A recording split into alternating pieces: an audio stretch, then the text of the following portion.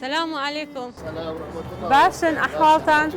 والله أمن باش منقول كنا سلامت بياخوا أو خرجي بالي سنة موي أو ها روخوش وقصة خوشة. والله بعامهم يوم. خبر راستي. دزانم والله دمك على بالي سنة وهذا الصورة موا زور قصة خوشن دوبة بيكنينن. سواستك والله بعام خركش هم يوها روخوش وميوان دوست بعام. أري والله سلامت بياخوا. نايب رزق؟ شيروان. كاك شيروان. عبد الله. كاك عبد الله. سدا كان بسيو خيري كان. والله زوج روجانا ما وقن زبر اللي رو دكان ماني ودكان خومان وخريشين. إيه إيشي دكان داري كي.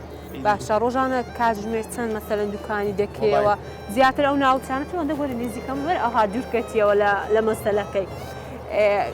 أو ناوتانا عادة درانكتر دكان وشتي دكانو نازان مسلكي كوا. ميويكا ناسوش بلي بوشي قربارغني و. راستا. قشتياري بانيا ساعات نودين ثاني يوران. يوران سنارك دخون ودينه ودسنت أيوة. سلاحتك دكانو. أري والله شوانيش دين حتى ساعات دوية ظهر. يعني شوانيش باشا شواني بازار وشتان دكانو. شوان زيادة بري شو دريز ويدي خارج ديتا دري.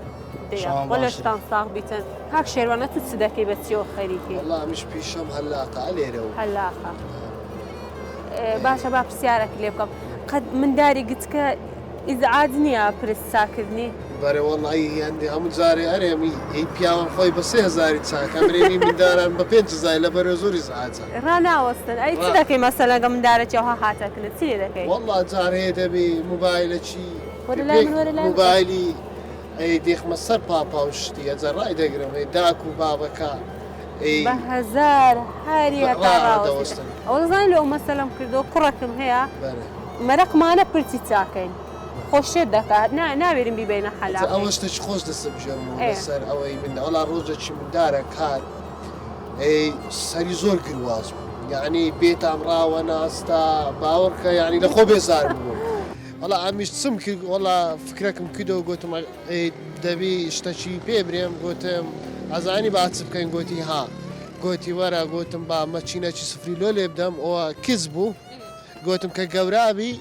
برتي خاوة بيتو كهاتو والله ما تشينا كم لا راسم لكورة خوك دو نكورة هاي جاتو تشجلو استر السفر كرت خوا والله إيش أكل لكور خود كردون يتخوا أولا تاني جب دكان تاني ونيا والله زيراني إيه زيراني بس هات شي خوش بيكوا حتما هالردا ونيا القرآن زبصرا زورة بس بريدو وقتي والله لو وقتي ده بيشتكتان لبير بقولوا لو وقتي كسي تيلا بيرنامينه القرآن زبصرات برنسي والله لو وقتي لخير داني بيكو مثلا دكان تان كردتو تزانم اشتغلوا جابيسن والله سواء وقتي الشيران اشتشي دبي يلا كاك شيروان أتوسدري والله أوا كاك شيروان فين تبصرات اشتغل خوشي لكم أوا أمن يكم زار هلا تقريبا صار كذا روجان شو ما دوري إيه والله هات مو علي رخان الشهيدان مش تكلا والله كرة كان خرج شنقالي باشا والله قوتي برتم لو تساكا والله أميش هستخدنا كذي هذا جل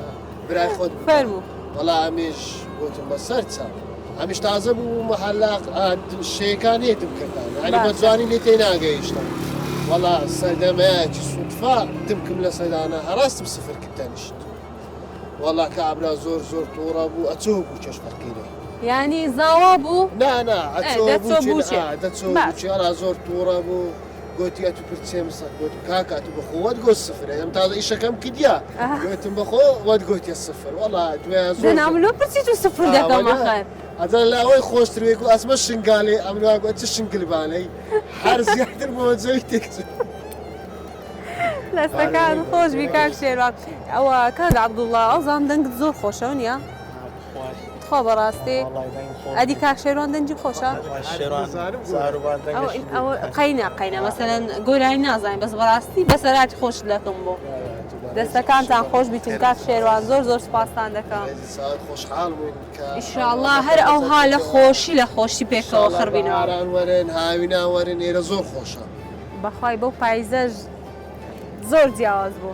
سریش خوشتری لیا دارو باری جوانترش. آره والله بقرن الله سری منظرك زور جوانتره. توم همویم کردیا. دست کانتان خوش زور سپاسان دکم. بخیر است.